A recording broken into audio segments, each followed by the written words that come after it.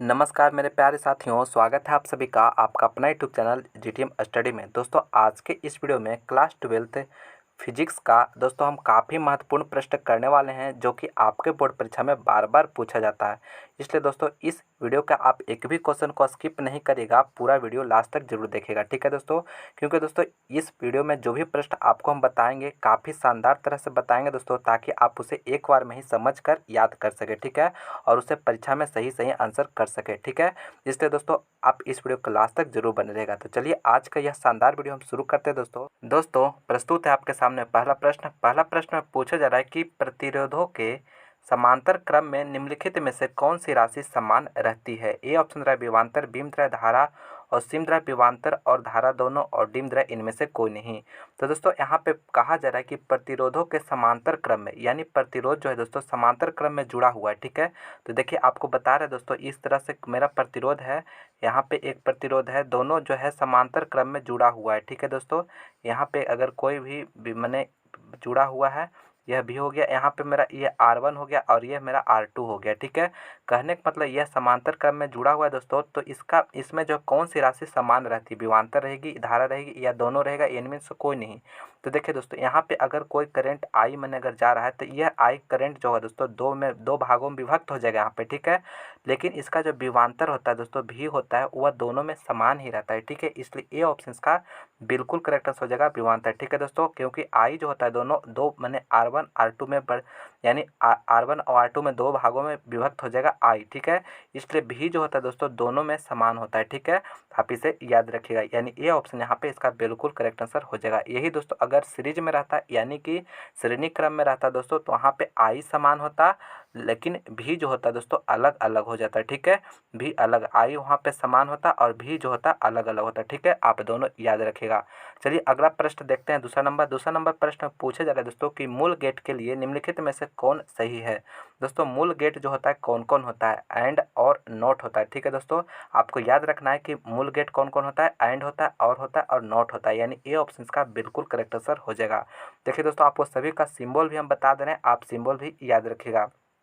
पहला मेरा and gate है दोस्तों, तो एंड गेट का जो सिंबल होता है दोस्तों वह इस तरह से इसका सिंबल होता है एंड गेट का, ठीक है।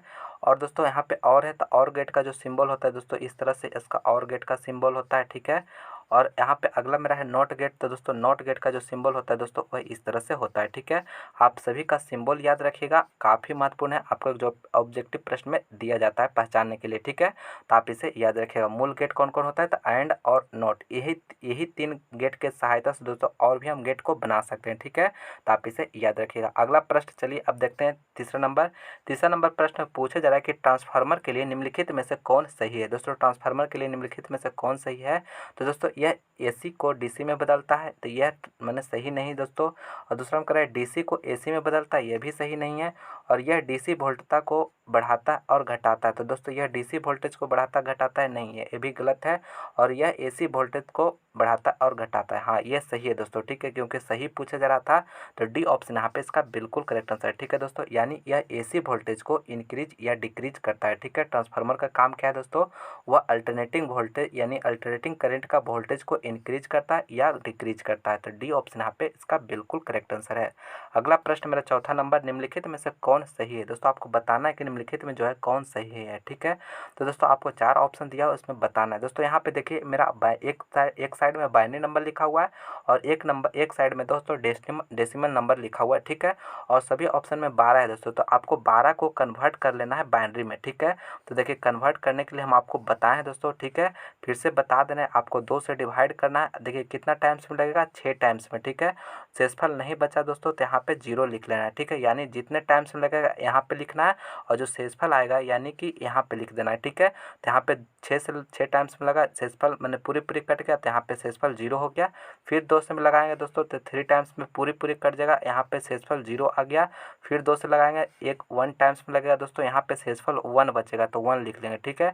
और मेरा बाइनरी कन्वर्ट करना रहता है दोस्तों, इसका जो वैल्यू होता है वह यहाँ से यानी कि नीचे से ऊपर की ओर लिखते हैं, यानी 1 1 1100 हो जाएगा। ठीक है, यानी मैं जो बाइनरी कन्वर्ट करके लाएंगे दोस्तों 12 का, वह 1100 हो जाएगा। ठीक है, इसका बेस में होता है 2।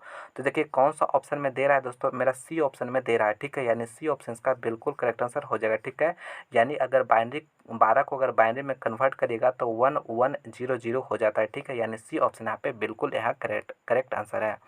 चलिए दोस्तों, सब उम्मीद करते हैं कि यह प्रश्न आप समझ गए हैं दोस्तों। तो प्लीज़ इस वीडियो को आप लाइक जरूर करें, अपने दोस्तों में इस वीडियो को ज़्यादा से ज़्यादा शेयर जरूर करिएगा दोस्तों। और अभी तक हमारे चैनल को सब्सक्राइब नहीं किए तो प्लीज़ चैनल को सब्सक्राइब भी जरूर कर लीजिएगा दोस्तों। आज के इस वीडियो में हम आपको बता रहे दोस्तों, जो आपको फिजिक्स में बार बार प्रश्न पूछा जाता है। ठीक है, इसलिए आप इस वीडियो के अंत तक जरूर देखिएगा, एक भी क्वेश्चन स्किप नहीं करिएगा। अगला प्रश्न मेरा 5वां नंबर दोस्तों कह रहा है कि हीरा का क्रांतिक कोण होता है दोस्तों। आपको बताना है कि हीरा का जो क्रिटिकल एंगल होता है दोस्तों वह कितना होता है, 37.21 डिग्री या 24.41 डिग्री या 41.21 डिग्री या इनमें से कोई नहीं। तो दोस्तों यहाँ पे हीरा का जो क्रांतिक कोण होता है दोस्तों वह 24.41 डिग्री होता है, यानी बी ऑप्शन का बिल्कुल करेक्ट आंसर है। काफ़ी महत्वपूर्ण प्रश्न है दोस्तों, अच्छी तरह से इसे याद रखिएगा। अगला प्रश्न मेरा छठा नंबर प्रश्न में पूछे जाए कि किसी चालक का विशिष्ट प्रतिरोध बढ़ता है। दोस्तों किसी भी चालक का जो विशिष्ट प्रतिरोध है बढ़ता है तापमान बढ़ने से, अनुप्रस्थ काट क्षेत्रफल बढ़ने से या लंबाई घटने से, इनमें से कोई नहीं।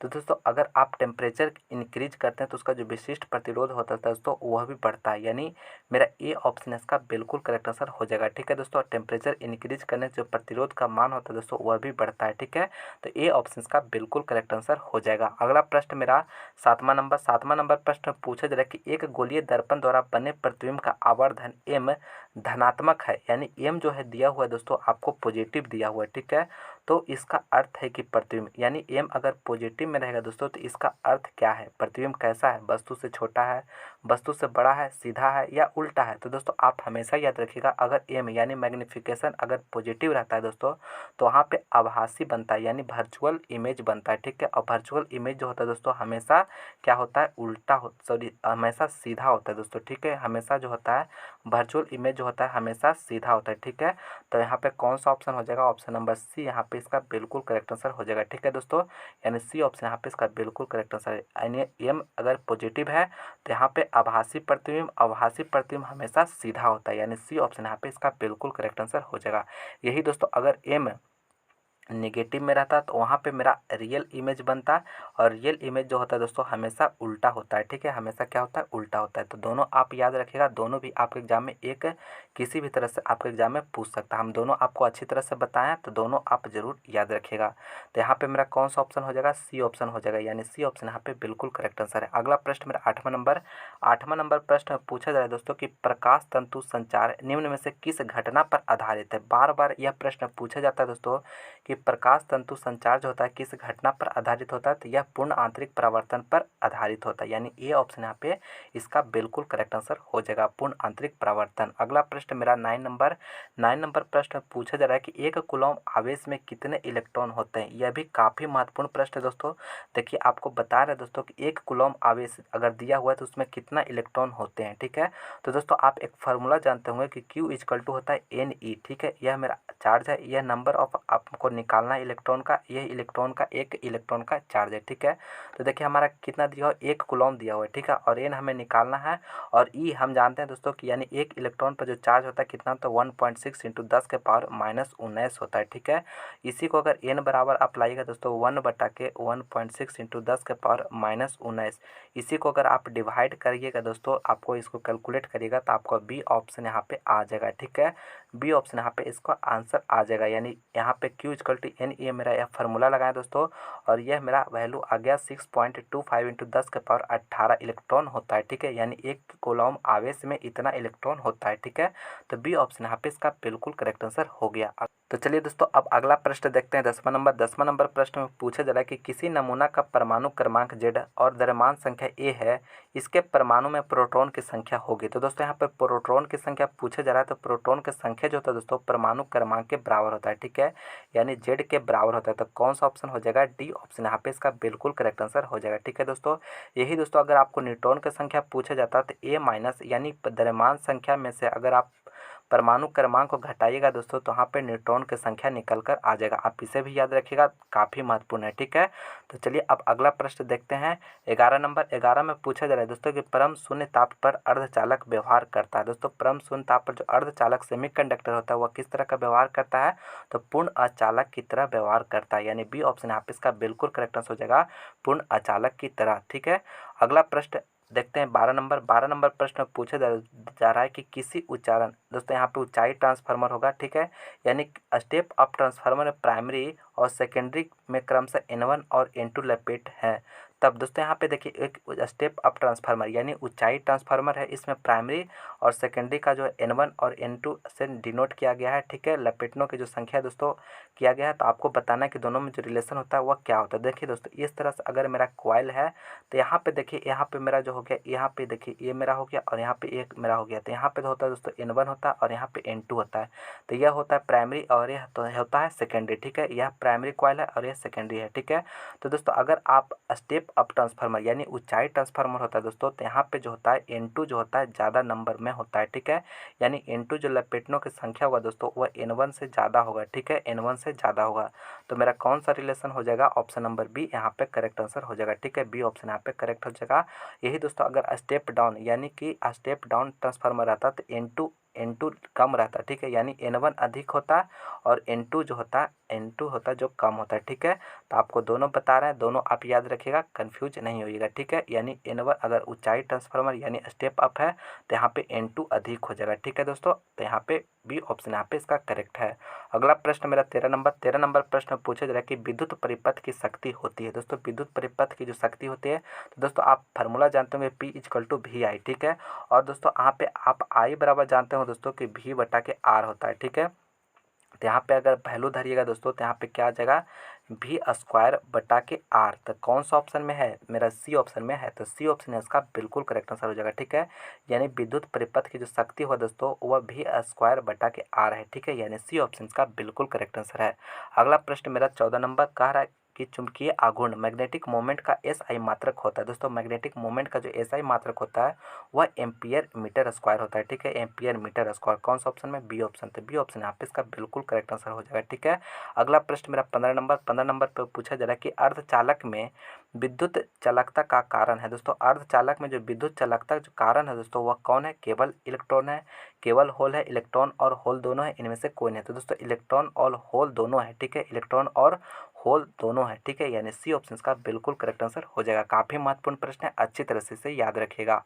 अगला प्रश्न मेरा 16 नंबर कहा जा रहा है कि प्लांक नियतांक का SI मात्रक होता है। दोस्तों प्लांक नियतांक का जो SI मात्रक होता है वह क्या होता है, तो दोस्तों जूल सेकेंड होता है। ठीक है, क्या होता है, जूल सेकेंड, तो बी ऑप्शन यहाँ पे इसका बिल्कुल करेक्ट आंसर हो जाएगा। और वैल्यू कितना होता है दोस्तों, 6.626 इंटू 10⁻34 जूल सेकेंड होता है। ठीक है, यानी आप वैल्यू भी याद रखिएगा दोस्तों, आपको वैल्यू भी पूछा जाता है आपके बोर्ड परीक्षा में। ठीक है, यानी 6.26 इंटू 10⁻34 और जूल सेकंड आपको यूनिट बता रहे हैं। ठीक है, तो बी ऑप्शन यहाँ पे इसका बिल्कुल करेक्ट आंसर हो जाएगा। अगला प्रश्न मेरा 17 नंबर प्रश्न में पूछा जाए कि एक लौह चुंबकीय पदार्थ का जो चुंबकशीलता म्यू होती है दोस्तों, तो दोस्तों एक फेरोमैग्नेटिक, ठीक है, फेरोमैग्नेटिक की जो चुंबकशीलता होती है दोस्तों म्यू जो होता है दोस्तों ग्रेटर देन 1 होता है। ठीक है, यानी ए ऑप्शन का बिल्कुल करेक्ट आंसर हो जाएगा। ठीक है, यानी म्यू ग्रेटर देन 1 होता है दोस्तों। ठीक है, ए ऑप्शन यहाँ पे इसका बिल्कुल करेक्ट आंसर हो जाएगा। अगला प्रश्न मेरा 18 नंबर कहा जा रहा है कि हाइड्रोजन परमाणु में इलेक्ट्रॉन की न्यूनतम कक्षीय समकोणीय संवेग होता है। दोस्तों आपको बताना है कि हाइड्रोजन परमाणु में जो इलेक्ट्रॉन की न्यूनतम कक्षीय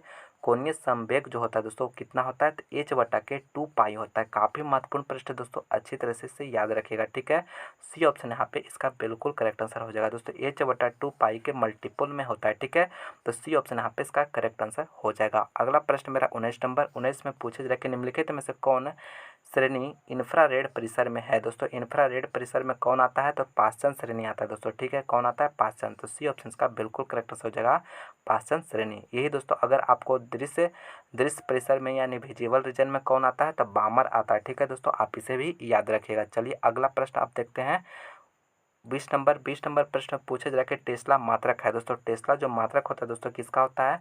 चुंबकीय फ्लक्स का होता है, चुंबकीय क्षेत्र का होता है, विद्युत धारा का होता है, इनमें से कोई नहीं। तो दोस्तों चुंबकीय फ्लक्स का मात्रक दोस्तों वेबर होता है, ठीक है।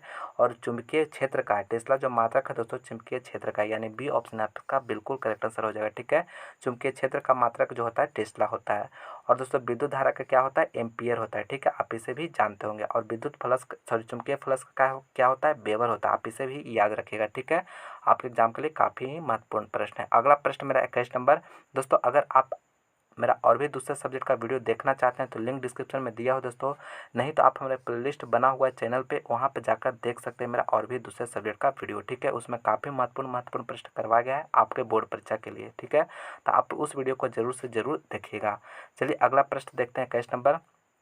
कहा जा रहा है कि विद्युत क्षेत्र की तीव्रता ई और विभव भी में संबंध है। दोस्तों विद्युत क्षेत्र की तीव्रता ई दिया हुआ है और विभव भी दिया हुआ है, तो दोनों के बीच का जो संबंध होगा वह क्या होगा? तो दोस्तों आप जानते होंगे कि ई बराबर जो होता है माइनस डी वी बटा के डी आर होता है, ठीक है, माइनस डी वी बटा का डी आर। तो कौन सा ऑप्शन में है? सी ऑप्शन में है। तो सी ऑप्शन का बिल्कुल करेक्ट आंसर हो जाएगा। चलिए अगला प्रश्न 22 नंबर प्रश्न में पूछा जाए कि व्हीट स्टोन ब्रिज का व्यवहारिक ढांचा निम्नलिखित में से कौन है? दोस्तों व्हीट स्टोन ब्रिज का जो व्यवहारिक ढांचा है निम्नलिखित में से कौन है? तो मीटर ब्रिज है। दोस्तों काफ़ी महत्वपूर्ण प्रश्न है, बी ऑप्शन यहाँ पे इसका बिल्कुल करेक्ट आंसर हो जाएगा मीटर ब्रिज। दोस्तों अगर अभी तक इस वीडियो को लाइक नहीं किया दोस्तों तो लाइक जरूर करिएगा, अपने दोस्तों में इस वीडियो को ज़्यादा से ज़्यादा शेयर करिएगा दोस्तों। और अभी तक हमारे चैनल को सब्सक्राइब नहीं किए हैं तो प्लीज़ चैनल को सब्सक्राइब भी जरूर से जरूर कर लीजिएगा। चलिए अगला प्रश्न 23 नंबर प्रश्न में पूछे जाए कि चुंबकीय प्रेरण मैग्नेटिक इंडक्शन का मात्रक होता है। दोस्तों मैग्नेटिक इंडक्शन का जो मात्रक होता है दोस्तों वह क्या होता है? तो वेबर पर मीटर स्क्वायर होता है। दोस्तों क्या होता है? वेबर पर मीटर स्क्वायर। कौन सा ऑप्शन में है? ए ऑप्शन में। तो ए ऑप्शन का बिल्कुल करेक्ट आंसर हो जाएगा, ठीक है दोस्तों। चलिए अगला प्रश्न देखते हैं। दोस्तों अगला प्रश्न मेरा 24 नंबर प्रश्न में पूछा जा रहा है कि डायोड का उपयोग करते हैं एक। दोस्तों डायोड का जो उपयोग किया जाता है किस तरह से किया जाता है? तो डायोड का जो उपयोग किया जाता है दोस्तों एक रेक्टिफायर की तरह किया जाता है, यानी डी ऑप्शन का बिल्कुल करेक्ट आंसर है रेक्टिफायर की तरह, ठीक है। डायोड का उपयोग जो किया जाता है दोस्तों रेक्टिफायर की तरह किया जाता है, तो डी ऑप्शन यहाँ पे करेक्ट है। अगला प्रश्न मेरा 25 नंबर पूछे रहा कि प्रकाशीय पथ बराबर होता है। दोस्तों प्रकाशीय पथ जो होता है बराबर होता है, तो दोस्तों प्रकाशीय पथ बराबर होता है अपवर्तनांक गुने पथ की लंबाई, यानी बी ऑप्शन यहाँ पे इसका बिल्कुल करेक्ट आंसर हो जाएगा अपवर्तनांक गुने पथ की लंबाई। तो दोस्तों आज के इस वीडियो में आपको हम 25 महत्वपूर्ण प्रश्न बताएं दोस्तों, जो कि आपके बोर्ड परीक्षा में बार बार पूछा जाता है, ठीक है दोस्तों। जो भी प्रश्न आपको याद नहीं है दोस्तों आप उसे कॉपी में नोट जरूर कर लीजिएगा और उसे याद कर लीजिएगा, ठीक है। चलिए अब आगे दोस्तों आपको एक HW प्रश्न दे रहे हैं दोस्तों, आपको इस प्रश्न का आंसर आप हमें कमेंट करके बताना है कि इसका राइट आंसर क्या होगा, ठीक है। पूछा जा रहा है कि ट्रांसफार्मर का व्यवहार किस में होता है? ए ऑप्शन निर्दिष्ट धारा में, बी द्वारा प्रतिवर्ती धारा में, और सी द्वारा इनमें दोनों में, और डी द्वारा इनमें से कोई नहीं। तो दोस्तों आप इस प्रश्न का आंसर आप हमें कमेंट करके बताइएगा कि इसका राइट आंसर क्या है, ठीक है। आपका कमेंट का इंतजार रहेगा दोस्तों, आप कमेंट करके जरूर बताइएगा। तो चलिए दोस्तों मैं उम्मीद करता हूँ कि यह वीडियो आपको पसंद आया होगा, तो प्लीज़ इस वीडियो को लाइक करें, अपने दोस्तों में ज़्यादा से ज़्यादा शेयर करें, और अभी तक हमारे चैनल को सब्सक्राइब नहीं किए तो प्लीज़ चैनल को सब्सक्राइब भी जरूर कर लीजिएगा, ठीक है। तो दोस्तों आप लोग इसी तरह से मन लगाकर पढ़ाई करते रहिए ताकि आप एग्जाम में जो टारगेट है आपका 450 प्लस मार्क्स लाना उसे पूरा कर सके, ठीक है। तो आप लोग इसी तरह से मेहनत करते रहिए दोस्तों। मिलते हैं हम अगले वीडियो में। इस वीडियो को देखने के लिए बहुत बहुत धन्यवाद।